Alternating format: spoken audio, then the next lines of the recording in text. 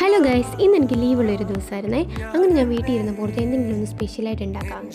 സ്പെഷ്യലായിട്ട് ഉണ്ടാക്കാമെന്ന് വെച്ചാൽ ഞാൻ നേരത്തെ കുറേ നാൾ മുന്നേ ഞാൻ ഉണ്ടാക്കണം എന്ന് വിചാരിച്ചിരുന്ന ഒരു സാധനമാണ് ബോളി. ഉണ്ടാക്കി വരുമ്പോൾ പാളിപ്പോ ശരിയാവുമെന്നൊന്നും അറിയില്ല, എന്നാലും ഞാൻ ട്രൈ ചെയ്ത് നോക്കാമെന്ന് വിചാരിച്ചു.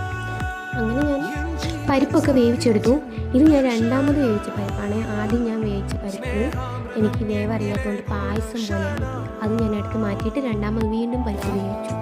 എന്നിട്ട് ആ പരിപ്പ് ഞാൻ കുറച്ച് പഞ്ചസാരയിട്ട് മിക്സിയിലൊന്ന് അടിച്ചെടുത്തു. എന്നിട്ട് ഞാനത് നമുക്ക് ചപ്പാത്തിക്ക് മാവ് കുഴയ്ക്കുന്ന രീതിയിൽ ഞാൻ ആക്കിയിട്ടുണ്ട്. ഇതിന് മുന്നേ ഞാൻ കുറച്ച് മൈദ അവിടെ കുഴിച്ച് മാറ്റി വെച്ചിട്ടുണ്ടായിരുന്നു.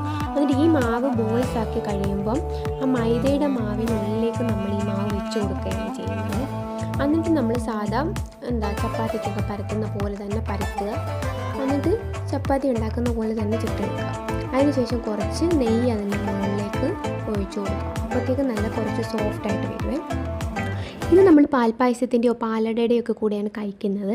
എന്നാൽ എൻ്റെ കയ്യിൽ സേമിയായിരുന്നു ഉണ്ടായിരുന്നത്. അങ്ങനെ ഞാൻ സേമിയ പായസം ഉണ്ടാക്കി. എന്തായാലും ആദ്യത്തെ വട്ടം തന്നെ വലിയ കുഴപ്പമില്ലാണ്ട് നമുക്ക് ബോളി ഉണ്ടാക്കാൻ പറ്റി. അപ്പോൾ ഇത്രയേ ഉള്ളൂ. Bye bye.